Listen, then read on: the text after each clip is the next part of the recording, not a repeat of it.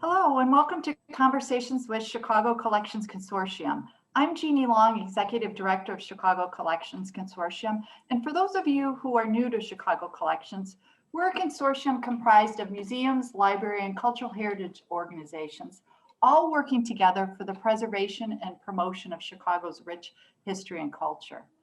Now, we do this through the sharing of member archival collections on CCC's free and open access portal, Explore Chicago Collections, and through free public programs like the one being offered here today.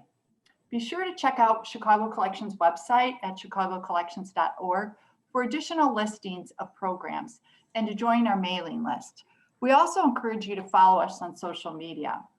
Today, we're pleased to be speaking with Dawn Roberts, Senior Director of Collections at Chicago Academy of Science, Peggy Notabart Nature Museum. Dawn, thanks so much for taking the time to have this conversation today. And we're excited to dive in a little bit on Chicago Academy of Science, Peggy Notabart Nature Museum. Let's begin with a little information on the museum itself.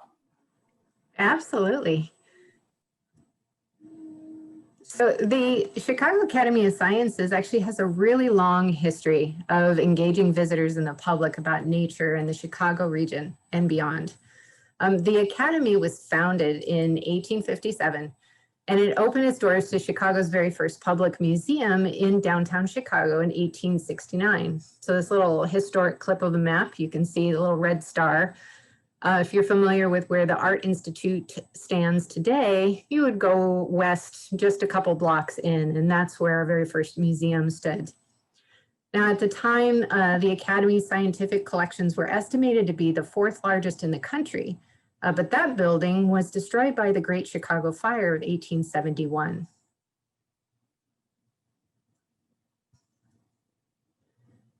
The Academy built a new location in Lincoln Park, and this building still stands. It is just south of where the Lincoln Park Zoo Animal Farm is located. And in fact, the Lincoln Park Zoo is using it now as their administrative center. But the Academy lived here for 100 years. So it was built for us and opened in 1894, and we resided there. This was our museum until 1995. Now, viewers might be more familiar with our present location. This is the Peggy Notabart Nature Museum in Lincoln Park. We have been there now for over 20 years. And the museum is currently closed to visitors due to the COVID-19 virus, but that certainly doesn't mean that our work has stopped. Our staff continue to take care of the live animals in the living collection and our conservation programs. We conduct field work, carry out community science programs, improving our exhibits and building systems, and managing the preserved materials in our permanent collection. I can't believe you've been there 20 years now. It's amazing to think. Time flies. Yes, exactly. Now, since last March, the museum's transitioned a lot of our programs and events into a digital format. Members receive our weekly digital newsletter filled with lots of educational content, and some of this is also made available through our website. Our staff have also been leading virtual curricula for K-12 students, developing content for our Curious by Nature series, which is available through YouTube and a lot of fun. And we've been collaborating with local organizations to host online events. And this is my neck of the woods. So the Natural History Collections and Archives are located at the Academy's offsite collections facility. This is located north of the Nature Museum up in the Ravenswood district. Now, the Academy actually has used this site for offsite storage since the 1980s, but now this is the primary location for the entire collections department. Our staff and volunteers do projects here, and then we have the primary storage for our scientific collections, archives, and library. So Dawn, tell us, how do people access the collection? So we do have some of our collections incorporated into exhibits at the Nature Museum. We also have a teaching collection that our education department and guest engagement team incorporate into school programs that go out to Chicago public schools when we are not in the lockdown. And then we have lots of programs that go on at the museum. At the collections facility, though, we're not open to the public. We accommodate research visits by appointment, and we do try to help people remotely when possible. And prior to COVID, we actually held two annual events at the collections facility. We had an open house in September for the Ravenswood Art Walk, and then a transcription event in October as part of We Dig Bio, or worldwide digitization of biodiversity collections. And then we also occasionally conduct collections tours. Now, we've really gotten into providing a lot of our information as much as possible and continue to build on this through online resources. So providing online access to our collections really has opened up the accessibility and use of all of these materials to a wide variety of diversity in our community. Being a member of the Chicago Collections Consortium, that's enabled us to share our archive collections, like our video, our audiovisual collections, our finding aids for the manuscript collections, and we're starting to do some for our institutional records as well.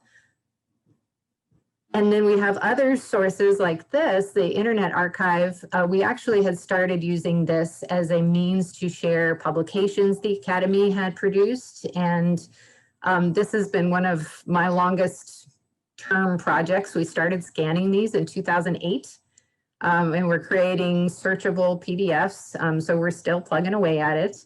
But then we're also adding in digitized copies from our audiovisual collection, including some motion picture film. And then, of course, our website has information about all of our collections, as well as links to the content portals. Well, Dawn, I'm curious now, and I'm sure our listeners are too, in terms of other ways that archives with the Natural History Museum can be used. Yeah, and that might entail just talking a little bit about our collections. So the Academy's collections, we focus on biodiversity of Illinois and the Midwest, Western Great Lakes region. So we are a natural history museum. We have lots of physical specimens, those butterflies, fossils, bird specimens that tell us about the natural world. So all in all, our collections, we have over 290,000 scientific specimens and archives, as well as an incredible audiovisual collection and archives. Now, the archives actually support all of our specimens in the scientific collections. All the information that we can extract from our archives, those naturalist documents and field notes, and as well as the photographs, they add to the story that these specimens can tell us about the local ecology. So I wanted to take a little bit of a look into our archives, if that's all right, and we'll talk about how we use them. So as I mentioned, the Academy has a very long history in Chicago. And so one of the ways that we can pull information out is just by studying Chicago's history. As I had mentioned earlier, the Academy's first building was destroyed by the Great Chicago Fire, which was a huge event in Chicago, and it heavily impacted our institution. This is actually a scrapbook that we have in the collection, compiled of letters of condolence from people and institutions all around the world. So local places, as well as natural history institutions from London or from Philadelphia, offering their condolences to the Academy, as well as talking about how important it is to rebuild our collections and our museum. Institutional history can also reflect the standards of the time period. So when you have a museum that's dedicated to the public and has these different techniques of engaging the public, that can be a really interesting aspect to dive into in our archives. We've actually had researchers use our collection for materials looking at exhibit development and how that exhibit design concepts and ideas has changed over time. So the glass plate negative of the individuals there on the right-hand side, the gentleman in the back, let me see if I can get my laser pointer going here. This gentleman was Frank Woodruff, and he, take my laser pointer off again. He was an ornithologist with the Academy, but he was also an avid photographer. He was very creative, and this contraption that they're working with, and this big sheet that you see here, he invented an enlargement machine for a photographic negatives, so that they could use that as the backdrop for dioramas that they started creating. The history of dioramas itself is really interesting, and taxidermy too. Prior, like in the 1800s and earlier, taxidermy was very rough. If you look at a lot of those specimens, there wasn't a lot of technique or effort made to making the animal look lifelike. And there was a fellow in the museum in taxidermy world by the name of Carl Akeley. In the early 1910s, he started pioneering new specimen preparation techniques and creating taxidermied specimens that looked much more realistic and much more lifelike. And this catapulted the exhibit design into a whole new venue, where it went from like a cabinet of curiosities, just a bunch of specimens displayed in a cabinet for viewers to look at, to creating these lifelike habitat scenes.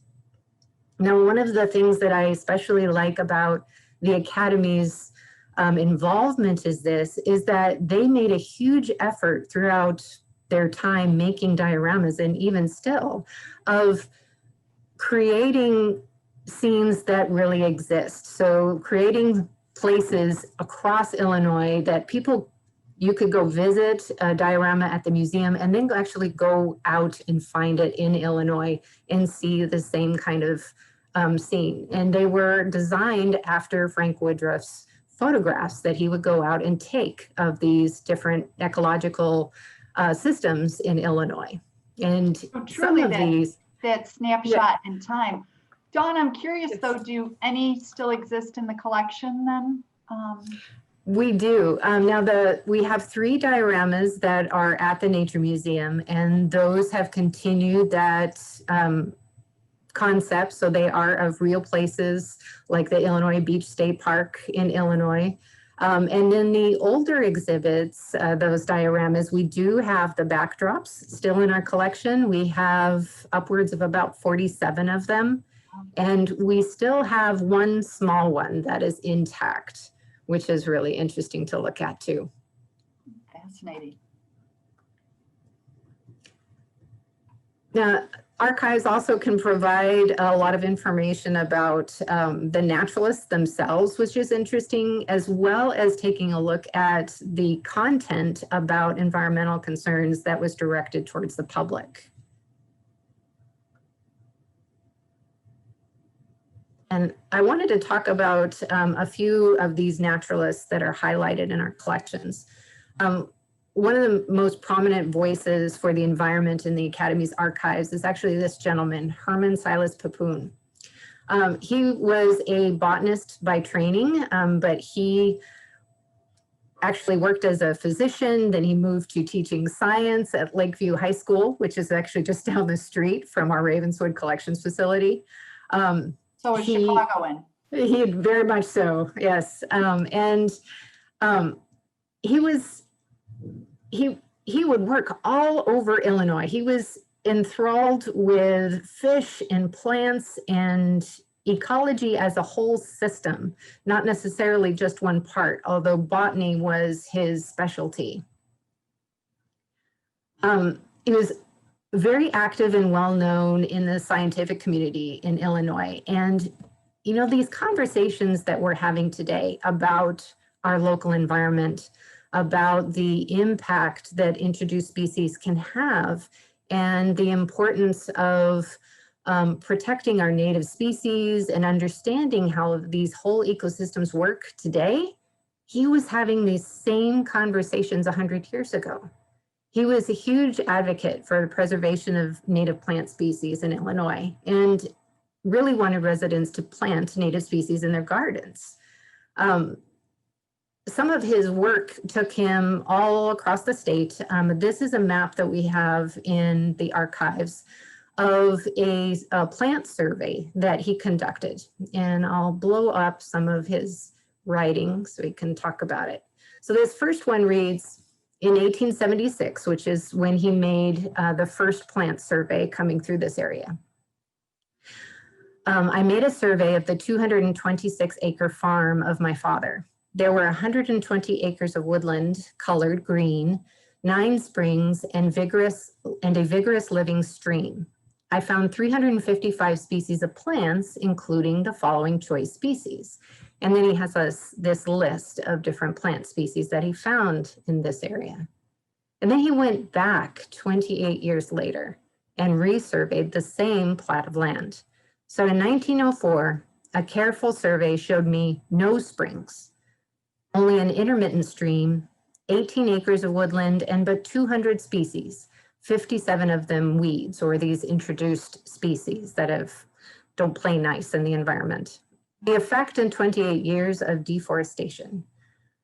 So this is something that concerned him a great deal, was because he went out and observed it firsthand. And I really think that this is kind of highlights our local environmental concerns, that this was an issue 100 years ago, and here we are, we've made so many improvements, but we're still kind of grappling with some of the same issues and concepts.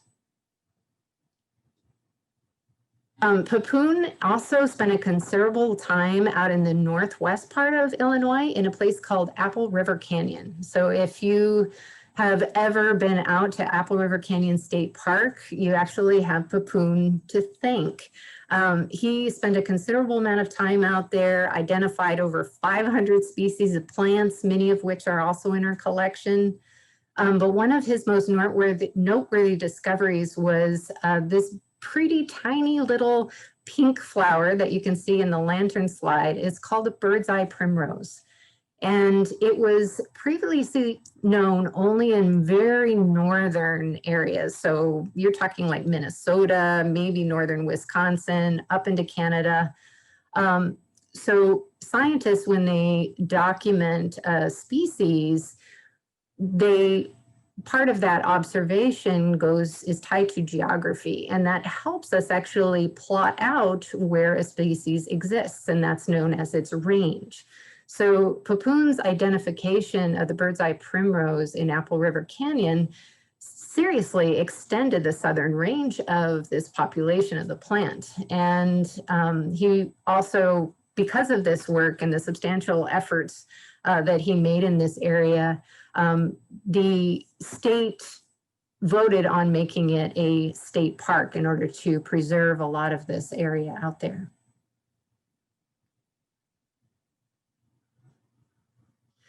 I really do like historic photographs, and they can tell us a lot of contextual information about habitats that's important for restoration planning, understanding species, populations, and diversity, as well as phenology. So that's the timing of seasonal events in nature, like when flowers bloom, when birds migrate.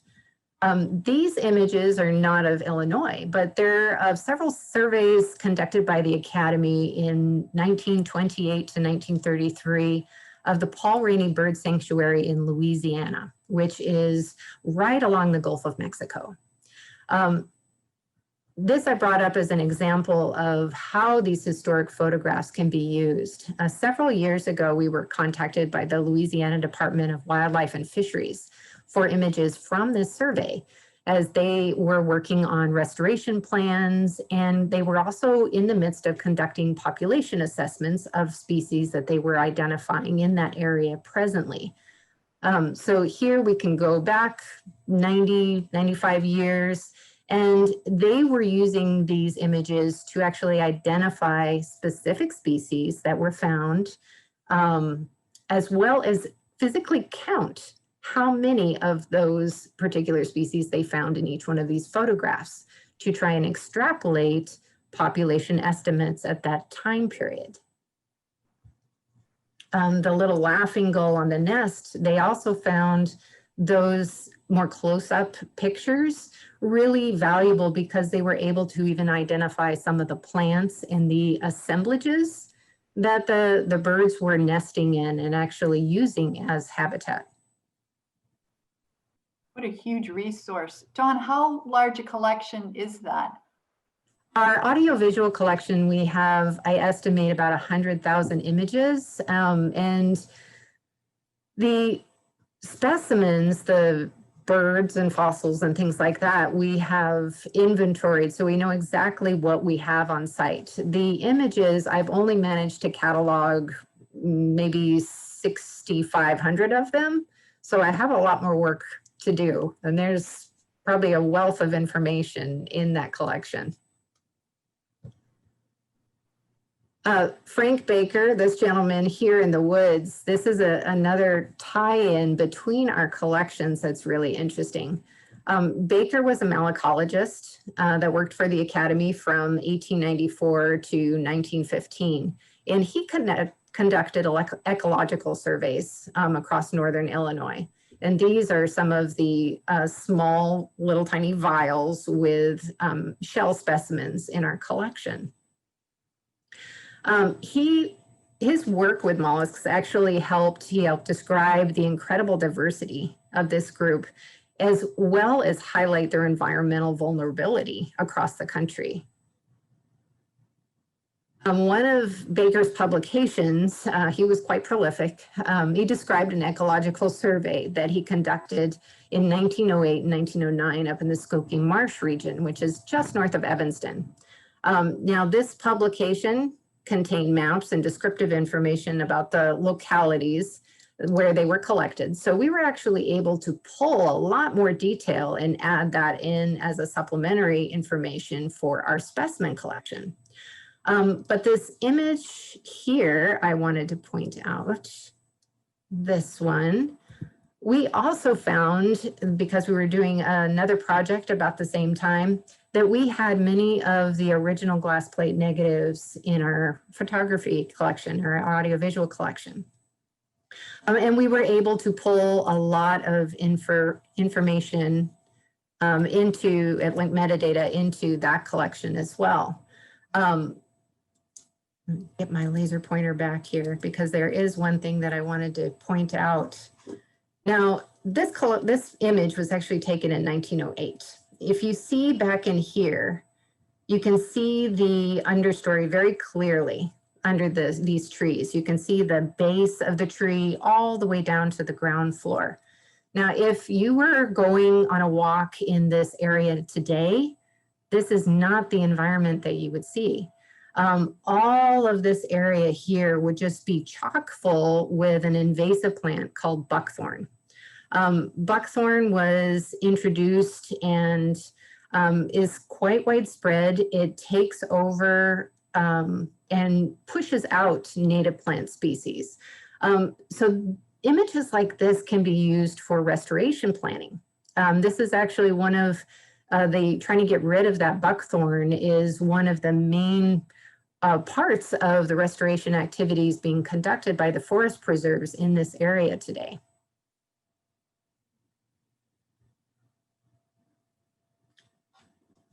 Archives can provide a lot of information about scientific ideas and how these ideas build on each other too.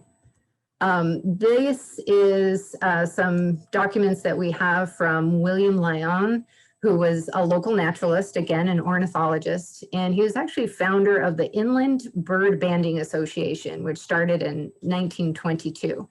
But his bird banding work, he was really interested in, he ran tests to see if crows or homing pigeons, which bird would get there faster.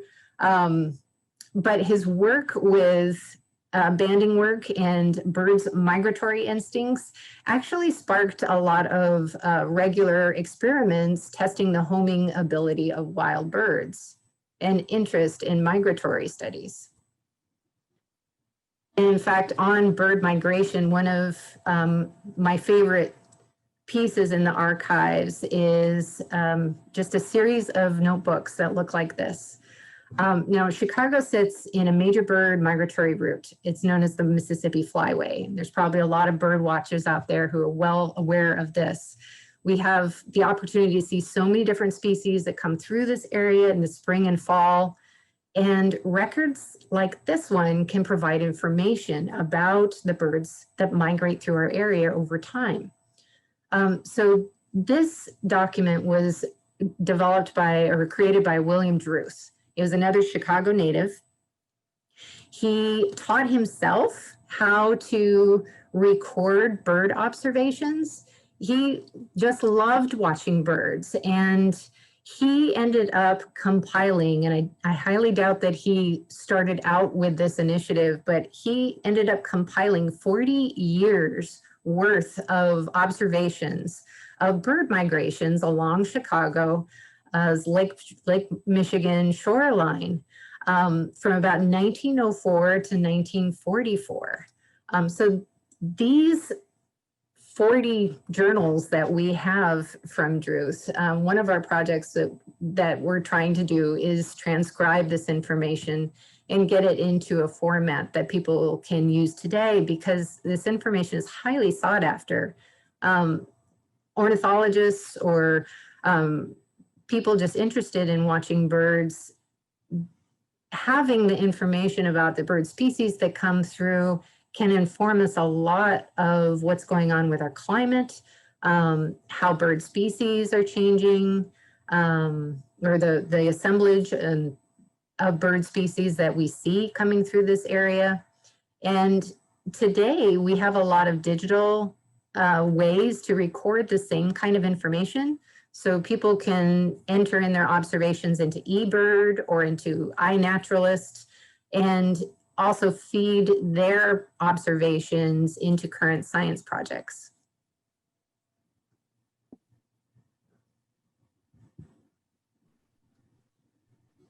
We do have a lot of bird information in our collection. This was actually, the Academy was one of the first members of the Peregrine Falcon Release and Restoration Project, along with a partnership with the Lincoln Park Zoo, the Illinois Department of Conservation, and the Chicago Audubon Society. Now, peregrines were not originally in the Chicago area, but Chicago's skyline, all of our skyscrapers and tall buildings that we have here, really made a great habitat for them to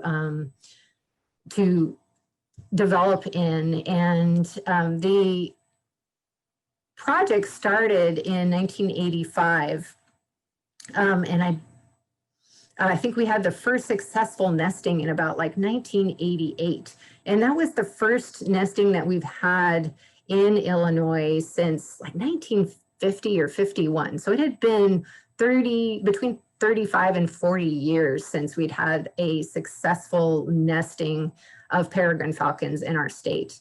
Now, this woman, Mary Hennon, she was a museum collections assistant with the Academy when this project started, and she really found a love of birds with this project. And today she is a collections manager for ornithology over at the Field Museum and heads up this project.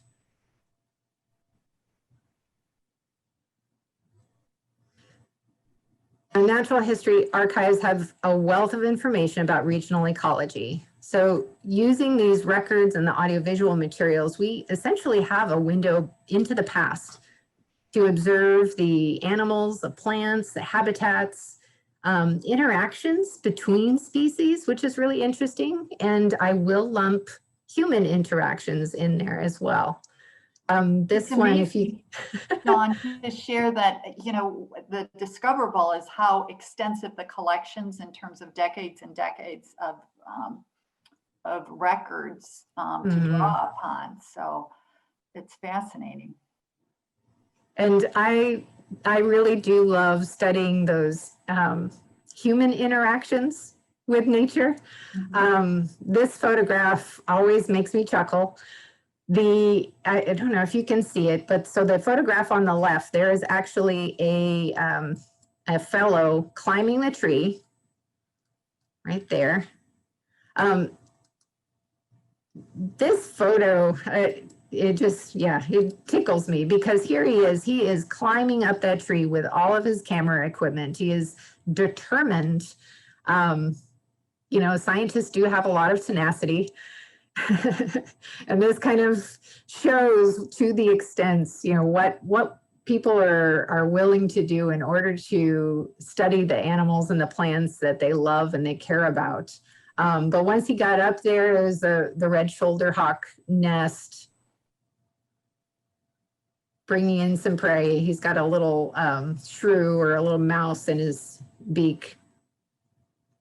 And I wanted to run through and just show off some of the beautiful images that we do have in our collection.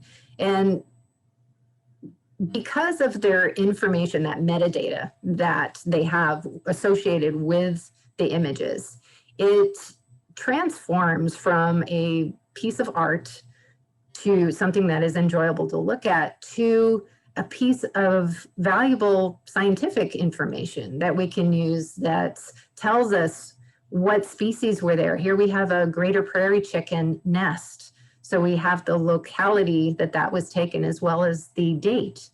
The blue jay nestlings, the eastern racers snakes in Illinois, as well as they're just sweet, like this little porcupine, or highlighting animals that we don't normally get to see, like the shrew.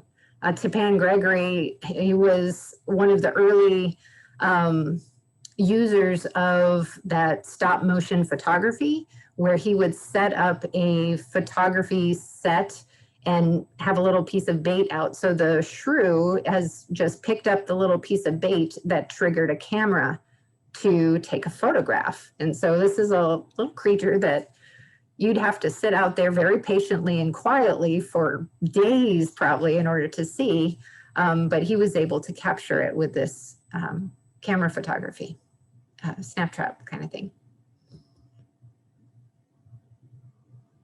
And some of it definitely does transcend into art. So the showy lady slipper, this is actually an endangered species like most orchids are in Illinois. But here we've got photographic evidence of it at a certain place and a certain date, as well as a compass plant, which the image on the right, which we can find across Illinois. It is pretty common, and you can find it in a lot of tall grass prairie areas in the state. Just beautiful. And I know we're exceeding our time, but I'd be remiss without asking you about your current projects that you're involved in. Oh, yes. With us? Yeah, let me share a couple things with you here really quickly. We're doing a lot of work from home, but we do have a couple projects. One, we've received a grant from ISHRAB, which is the Illinois State Historical Record Advisory Board, to initiate the processing of a William Beecher collection that we received. Beecher was a local ornithologist and actually the director of the Academy for about 25 years between the 70s and 80s. And these are documents and photographs from after his retirement. So we found a few different unpublished manuscripts as well as some scientific illustrations that he did.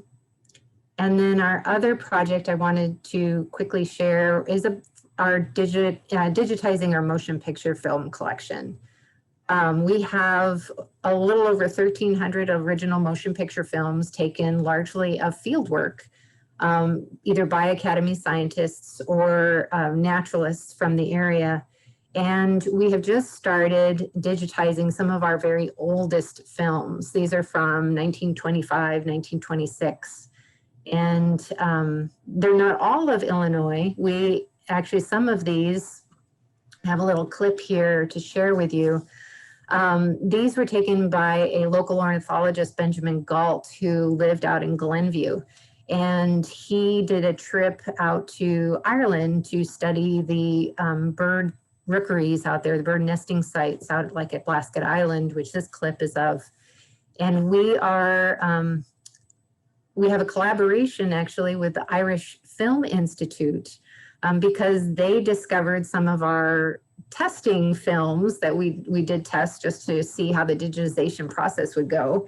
And they even helped us identify some locations of the films, and they're helping us look for funding so that we can digitize the remainder of Galt's films and bring this kind of information, out to,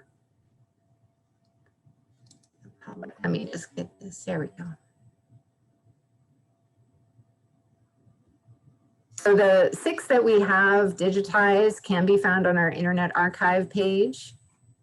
All of these are in black and white and silent.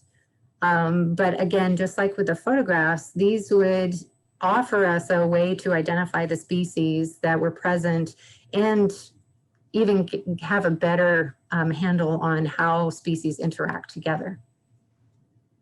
It's fascinating, Dawn. And also the role the Chicago Academy of Sciences and the Peggy Notabart Museum plays in the world, not just locally, regionally, nationally, but internationally as well. So thank you so much for taking the time to share this information and diving a little bit into your collection.